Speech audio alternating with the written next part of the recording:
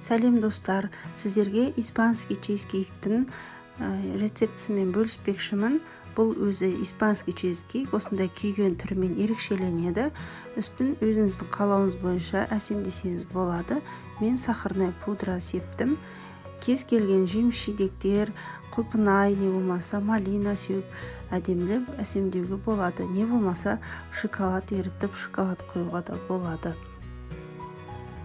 Рецепті жасамас бұрын ең алдымен қоңыраушаны басып менің каналыма тіркелуді ұмытпаңыз. Егер де сіздерге осы видео ұнаған болса, лайк басып комментарий жазуды ұмытпаңыз. Осы чизкейкті сіздерге жасауға кеңес беремін. Өте дәмді болып шығады. Ортасы осындай болып шығады. Өте дәмді, керемет болып шығады. Ал ендеше кеттік рецепт жасауға кірісеміз. Бізге қажетті заттар творожный сыр қажет болады. Одан кейін қант, жұмыртқа, сливки, ұн қажет болады.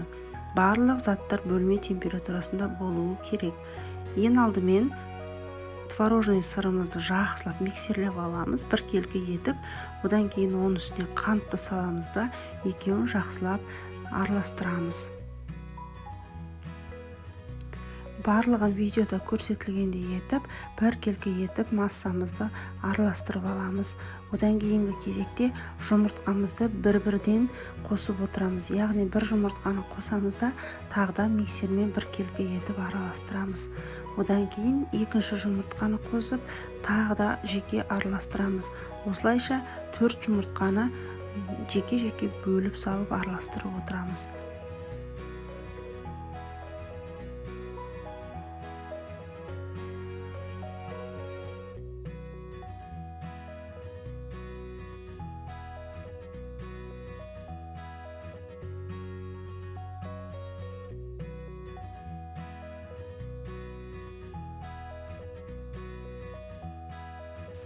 Осылайша барлық жұмыртқаларды жеке-жеке салып миксерлеп аламыз. Ақырғы жұмыртқаны саламыз да тегешіміздің жан-жағына тұрып қалған творожный сырымызды жақсылап күрекшемен түсіріп, жақсылап араластырып, осылайынан тағы білет миксерлеп шығамыз.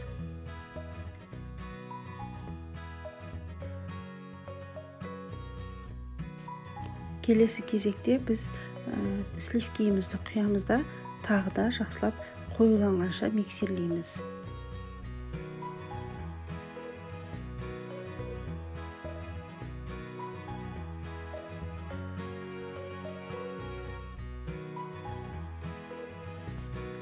Міне біздің массамыз қоюланды. Енді соңғы кезекте ұнды қосамыз. Ұнның орнынан кукурузный крахмалды алмастыруға болады, не болмаса ұн қосуға болады. Мен ұн қостым. Осылайша барлығын жақсылап тағы да миксерлеп шығамыз.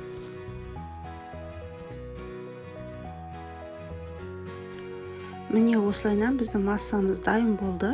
Ендігі кезекте формамызды дайындайтын боламыз. Яғни мен осындай жаңағы жылжымалы форманы алдым. Астына фольганы салып, жақсылап орадым да, одан кейін оның ішіне осындай биіктеу қылып пергамент қағаз орналастырдым.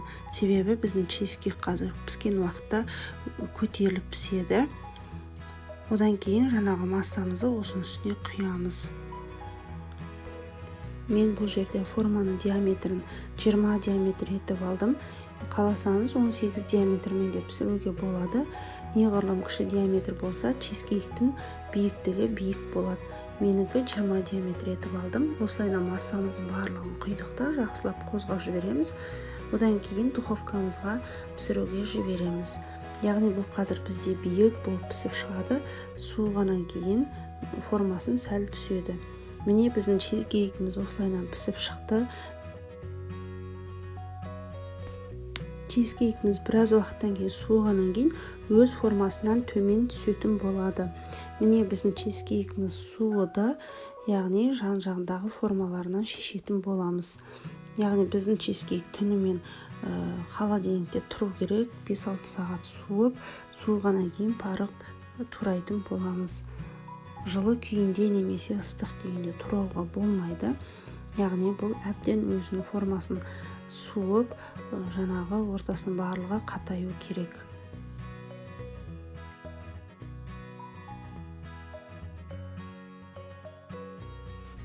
Чизкейкімізді әбден суытып алдық.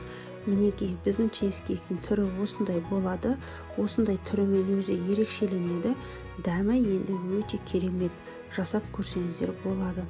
Осындай чизкейкті мен сахарный пудрамен әсемдеп шықтым. Не болмаса әртүрлі жеміс-жидектермен, не болмаса ерітілген шоколад құйып әсемдесеңіздер болады. Міне чизкейкімізді турап көрдік. Ортасы жұп-жұмсақ, әп-әдемі, өте дәмді болып піседі.